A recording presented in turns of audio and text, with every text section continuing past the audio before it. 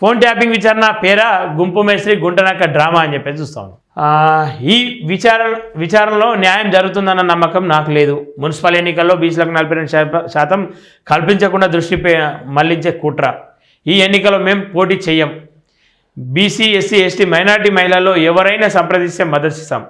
సికింద్రాబాద్ జిల్లా కోసం కేటీఆర్ ఉద్యమించడం విచిత్రం కవిత అని చెప్పి చూస్తాను. రాష్ట్రంలో ప్రస్తుతం జరుగుతున్న ఫోన్ ట్యాపింగ్ విచారణ అంతా ఒక పెద్ద డ్రామా అని గుంపు మేస్త్రి గుంటనక్క కలిసి ప్రజలను మోసం చేస్తున్నారని తెలంగాణ జాగృతి అధ్యక్షురాలు కల్వకుంట్ల కవిత విమర్శించారు. ఈ విచారణ వల్ల తనలాంటి బాధితులకు న్యాయం జరుగుతుందన్న నమ్మకం లేదన్నారు.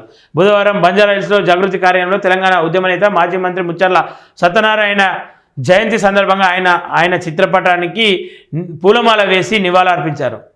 అనంతరం కవిత మాట్లాడుతూ బీసీలకు గ్రామ పంచాయతీ ఎన్నికల్లో కాంగ్రెస్ అన్యాయం చేసిందని చెప్పేసి, ఏదైతే కల్వకుంట్ల కవితక్క ఎంతో కొంత అయితే మార్పు దిశగా నడుస్తుంది అనిపిస్తూ ఉంది. మరి ఇది ఎంతకాలం నడుస్తుందో అని చెప్పేసి కొంత అనుమానాలు ఉన్నాయి. ప్రజల్లో కూడా కొంత అనుమానాలు ఉన్నాయి, సందేహాలు ఉన్నాయి. ఏదేమైనప్పటికీ మొండిపట్టి అయితే పట్టి కూర్చున్నట్టయితే కనిపిస్తూ ఉంది. సరే చూద్దాం. చేసిందని మున్సిపల్ ఎన్నికల్లో 42% రిజర్వేషన్ని బీసీలు ప్రశ్నించకుండా ఉండేందుకు ఫోన్ ట్యాపింగ్ డ్రామా చేస్తున్నారని గుంపు మేస్త్రి గుంటనక్క ఇద్దరు కలిసే ఉన్నారన్నారు. ప్రజల దృష్టి మళ్లించడమే వీరి వ్యూహమని మండిపడ్డారు. జాగృతి ఇంకా పూర్తిస్థాయి రాజకీయ పార్టీగా అవతరించలేదు. ఈ కారణంగా మున్సిపాలిటీలో ఎన్నికల్లో పార్టీ పరంగా పోటీ చేయడం లేదని చెప్పారు. అయితే బీసీ, ఎస్సీ, ఎస్టీ, మైనార్టీ యువతులు, మహిళలు ఎవరైనా తమను సంప్రదిస్తే వారికి మద్దతు ఇస్తామన్నారు. తమతో పాటు జాగృతి నాయకులు వారి కోసం ఎన్నికల ప్రచారం చేస్తామని వెల్లడించారు. సికింద్రాబాద్ జిల్లా కావాలని అడిగిన వారిని అధికారంలో ఉన్న 10 ఏళ్లు బీఆర్ఎస్ పార్టీ అణిచివేసిందని, ఇప్పుడు మాత్రం సికింద్రాబాద్ ప్రత్యేక జిల్లా ఏర్పాటు కోసం ఉద్యమం చేస్తామని కేటీఆర్ చెప్పడం విచిత్రంగా ఉందన్నారు.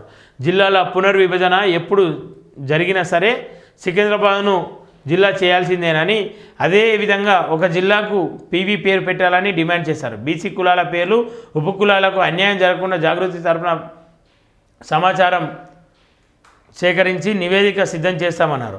ప్రభుత్వమే ఈ పనిని చేయాల్సి ఉన్నప్పటికీ గుంపు మేస్త్రి చేస్తారన్న నమ్మకం లేదని పేర్కొన్నారు. కొత్త పార్టీ ఏర్పాటుకు కసరత్తు వేగంగా జరుగుతుందని, జాగృతి ఏదో రోజు ఖచ్చితంగా అధికారంలోకి వస్తుందని, అప్పుడు తెలంగాణ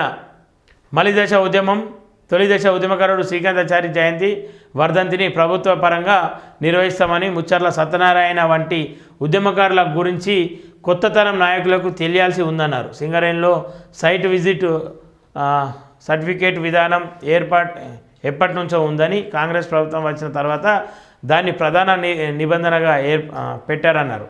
కొంతమందికే సెలెక్టివ్గా టెండర్లు కట్టబెడుతున్నారని ఆరోపించారు. ఇది నిన్న కల్వకుంట్ల కవితక్క గారు మాట్లాడినటువంటి అంశం. నేనేమంటా ఉన్నా, ముచ్చర్ల సత్యనారాయణ గురించి కల్వకుంట్ల కవిత గారు అలాగే జాగృతి మాట్లాడడం ఏదో ఒక రకంగా స్వాగతిస్తూ ఉన్నాం. మాట్లాడాలి, ఖచ్చితంగా నోరు విప్పాలి. గతంలో మౌనంగా ఉండేటట్టు చేసిరు అని చెప్తా ఉంది. సరే, నమ్ముతూ ఉన్నాం. ఇకనైనా బీసీ ఉద్యమకారులు, ఇకనైనా తెలంగాణ ఉద్యమకారులను గుర్తించండి అక్క. మీలాంటి వాళ్ళు ఖచ్చితంగా బయటకు రావాలి, మీలాంటి వాళ్ళు మాట్లాడాలి, వాళ్ళకు న్యాయం జరగాలి, న్యాయం చేసే దిశలో మీరు మాట్లాడాలని చెప్పేసి మనస్ఫూర్తిగా కోరుకుంటా ఉన్నా. తెలంగాణ సమాజం కూడా అన్నీ గమనిస్తూ ఉంది, వాస్తవాలను గమనిస్తూ ఉంది.